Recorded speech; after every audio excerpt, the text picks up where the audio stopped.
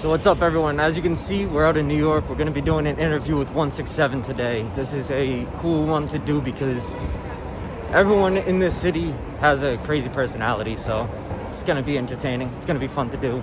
And in the bigger picture, I'm going to be trying to get as many New York ones done as possible. Today is definitely a start to that, and I think everyone will enjoy this one a lot, especially if you're from New York. So this is going to be a fun one for the people, and let's just show it. So here today we have 167. As you guys seen from the intro, this is definitely something that I think is going to be a fun one to do. But let's get into it. So, what was it a big surprise to see your area shown in the Joker movie? Do you think that was like a big surprise, or do you think that your area is like already something that you look at to be something that is so amazing that you're not surprised to see it shown in that type of way? Well, when I first saw the film and I saw that everything was in my neighborhood, on 167, on 170, on 175th, the tunnels, like, it just made me like, yo, it's about time that the Bronx got, yo, we live in Gotham, bro. This is really Gotham, you know what I'm saying? And this is really what it is. And to see that recognition there was like saying like about time, like, you know what I mean? That's honestly how I feel about it. But like seeing it in the film, seeing like the streets and the neighborhoods where I'm at, being on there, especially representing that like whole title and theme, made me feel proud of being there. And again, seeing it there, like, it's about time. Hell yeah. Coming from the Bronx, what was your first experience with Sour or Haze? My first experience with Sour Haze was when I was in my teens, and I would say about 12, 13 years old. Like, the Sour and Haze that we would get would come out at highs, many different spots: 180, 179, 175, like Dykeman, Sherman, Remilia, like so many. Post, obviously the iconic Post. That's where the Haze and Sour came from. My first experience with it was just like, I couldn't believe like I was smoking something that tasted like that. But again, I was used to smoking like Arizona and chocolate from my block in the area of the Bronx. But when we would go get the Haze and Sour, it was like, wow, it's like smoking something different. Immediately, the terps that I was tasting were just, day and night, apples and oranges different. So yeah, it was a very great experience, and I knew where it was to go on the weekends. You know what I'm saying? Hell yeah. That's what it is. Do you think that's like why Sour and Haze kind of was so perfect for New York, was because of like how it kind of just like blends with the city in a way? It's kind of like a sort of like a thing that seems to like pair well with the whole like essence of the city. Well, that's a very good question. I say because like Sour Diesel, because it's such a nostalgic strain. A lot of the homies, the big homies, the old school homies that really know the real Sour Diesel, that unfortunately a lot of the new homies, the young homies, don't, because of police raids and seizures, and like, we lost the genetics throughout the years. You get what I'm saying? So for me to be working with Limited Trees Genetics, dropping the Sour Diesel, and also working with John Doe Supply Co. on this drop, it was just like, wow, like we got really, really close to things that aren't around at all. And I heard it from my homies in Harlem. I heard it from my homies in the Heights. Shout out to Search Lounge. Shout out to Smoke Up Gang.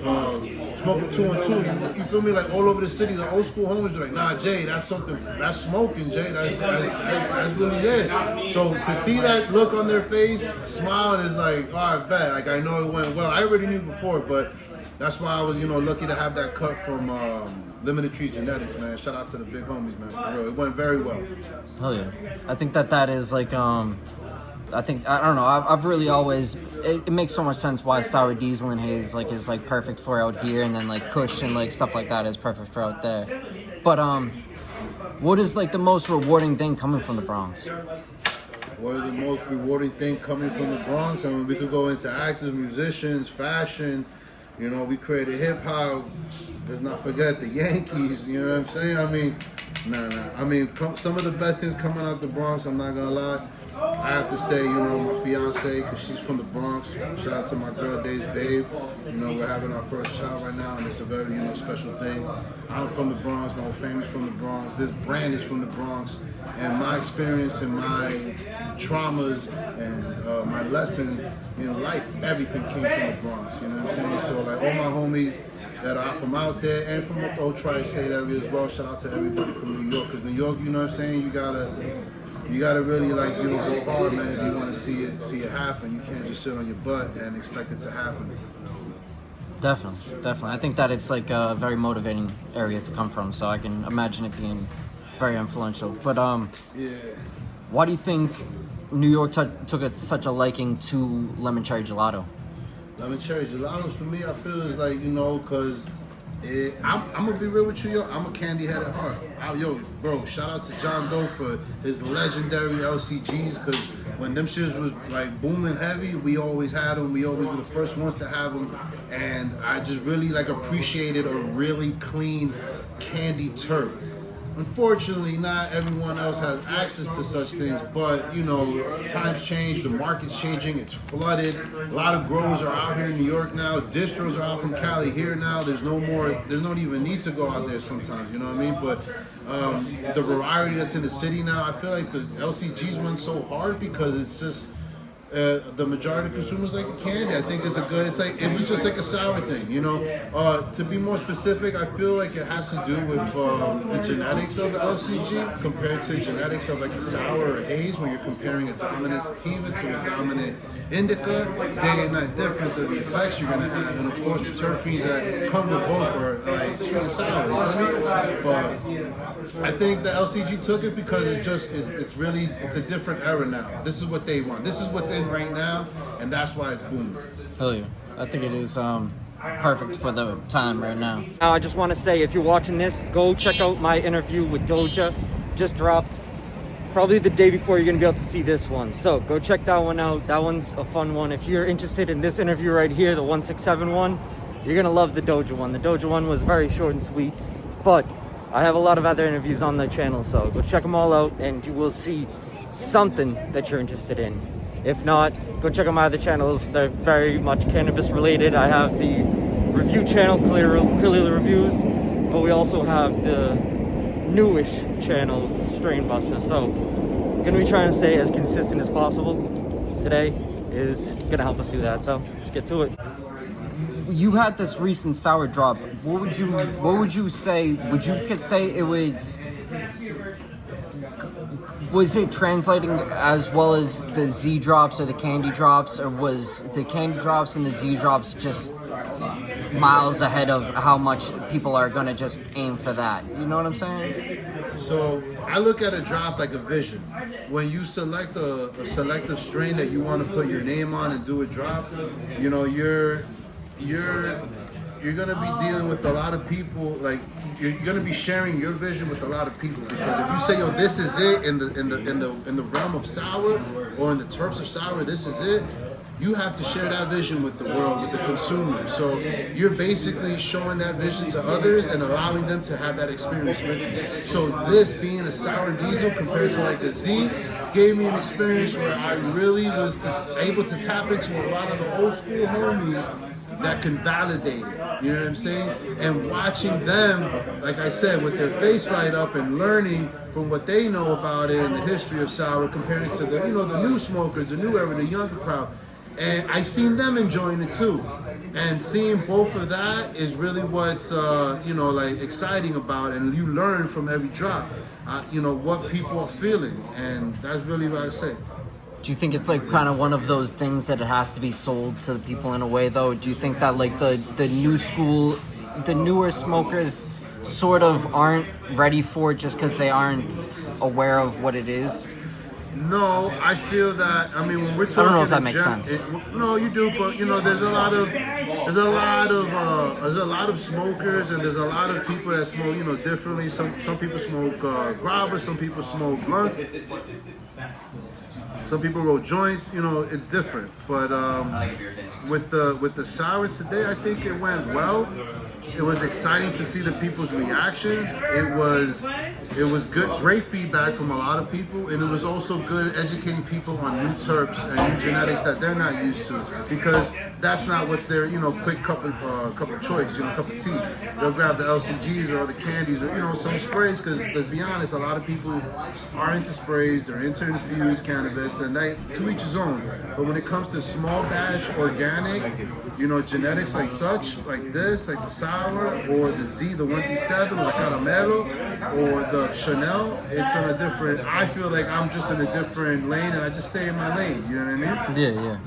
I think that it is definitely it's something that the newer smokers aren't aware of, how similar it is to some of the stuff that they love, and maybe even better sometimes. So it's like it's kind of just something they kind of write off in a way, and it's like it's definitely it's over time they'll see. That's why I think like a sour diesel is like a perfect one for a lot of like the newer school smokers, to like actually introduce them to like the old, you know what I mean? Yeah, absolutely. And mind you, just because it's an old strain, it's an old strain, but you have the right environment, the right growers, and the right team behind it, you could really bring that back. I've seen my homies give me some like Blue Dream. I was like, what the fuck? Like, again, everyone is gifted with the same, ability to go and do stuff and, learn. But the green thumb is something where it takes a lot of time, and you just really got to be tapped into yourself and know yourself and push yourself to be the best version of yourself, to be that master grower or like phenomenal, cultivator, where you're really bringing out the best out of these genetics and these flowers and these plants. That doesn't come overnight. But no. the homies, when, like I said, they brought me something. It's amazing to see such an old strain, but like you could say the word dialed in, like amped up, because it's coming from a grower who knows their shit. You know what I mean? Do you think having that connection to John Doe is a big piece of the puzzle? Well, John Doe, definitely genetics are on fire. He has the amazing kamikaze. Being working with him on this collab was actually, I remember the day that I brought it to him. He was in the Bronx.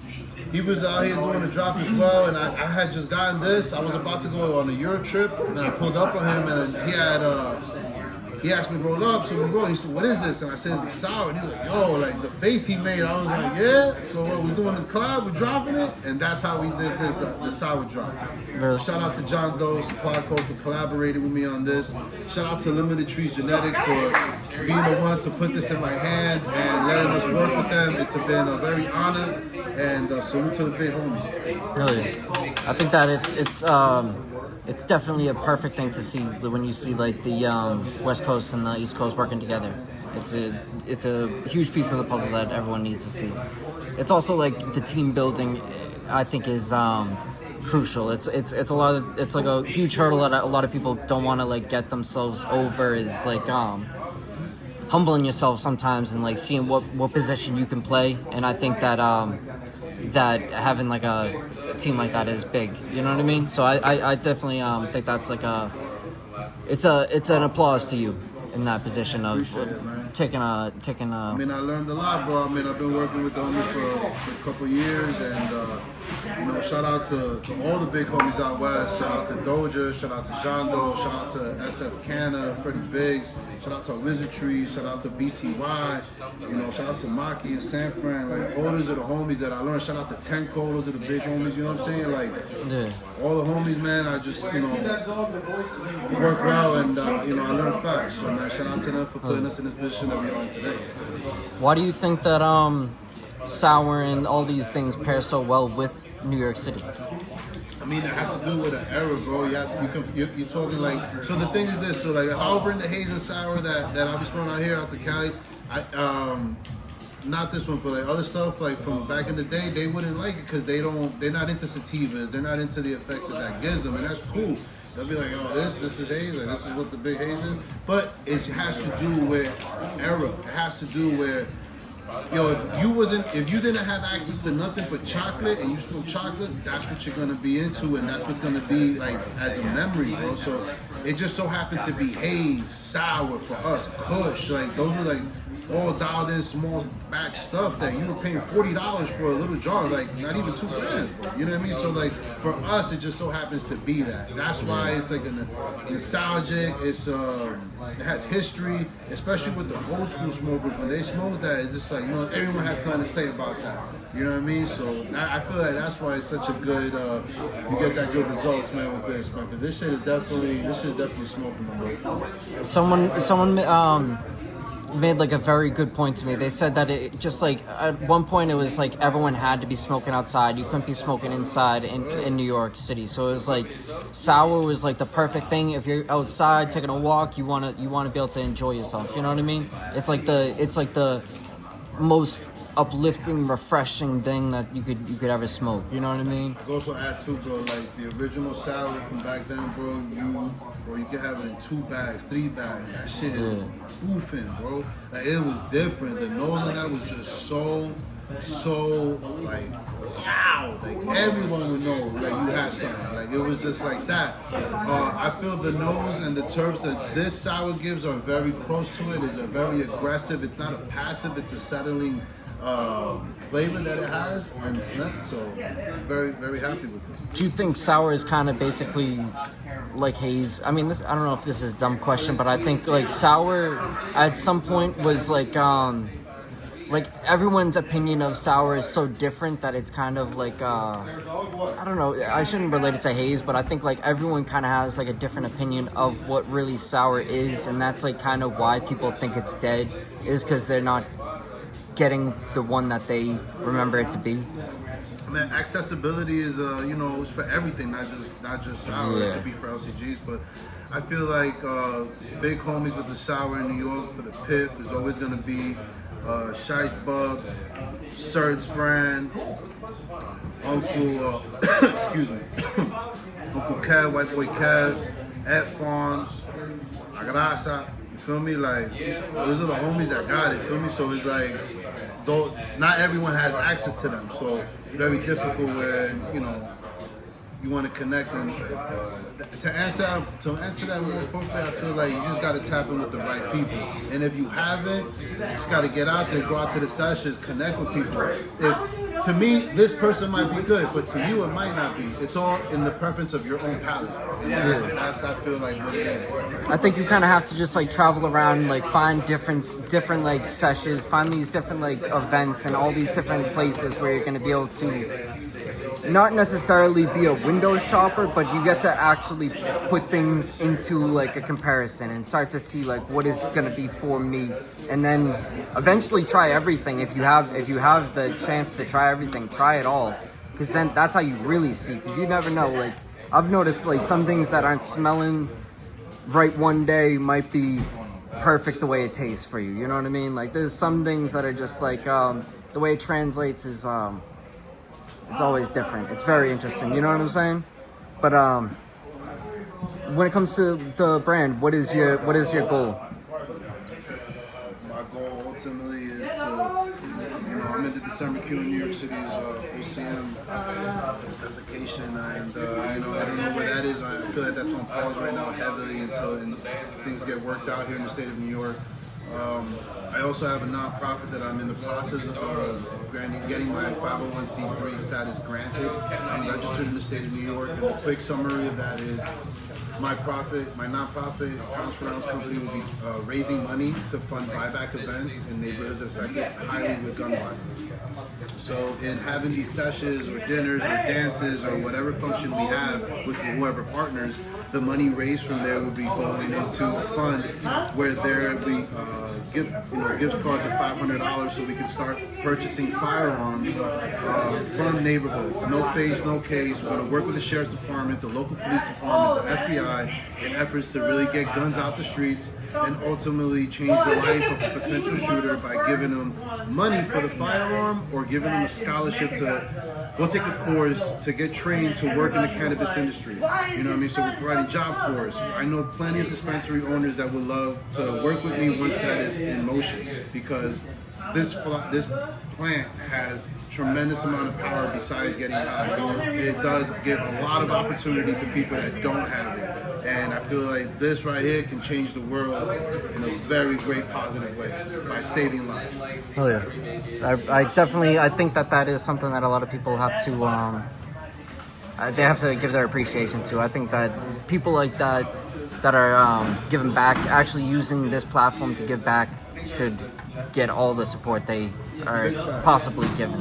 You know what I mean? And when it comes to that, I definitely think that is major. When it comes to like having something like that, it probably also humbles you and also like gives you something to like see that there is like all this fun stuff that you get with the money, all the money that comes from it, all the luxury that comes from it could be taken very quick. You know what I mean? And so you're seeing that like giving back to a situation like that is crucial. It's crucial. I think it's very important. It's very important. A lot of people overlook that, and a lot of people, they see that it's like I don't know. Everyone wants the riches. Everyone wants the luxury of it, but Of course. they don't know how easy. But You know? they also don't know how so much more than the immediate things you see. Like I said, providing that opportunity is tremendous to the people that have none. Opening doors that other people keep closed on purpose because it doesn't benefit them. Unfortunately, that is the world we live in, man. We gotta make the best of it. Yeah. I appreciate people like you doing this. I definitely think shining light on people like you is very important, and I think this was very important to do. So I appreciate you giving me the time to do this. Thank you, man. Thank you for coming out. Salute.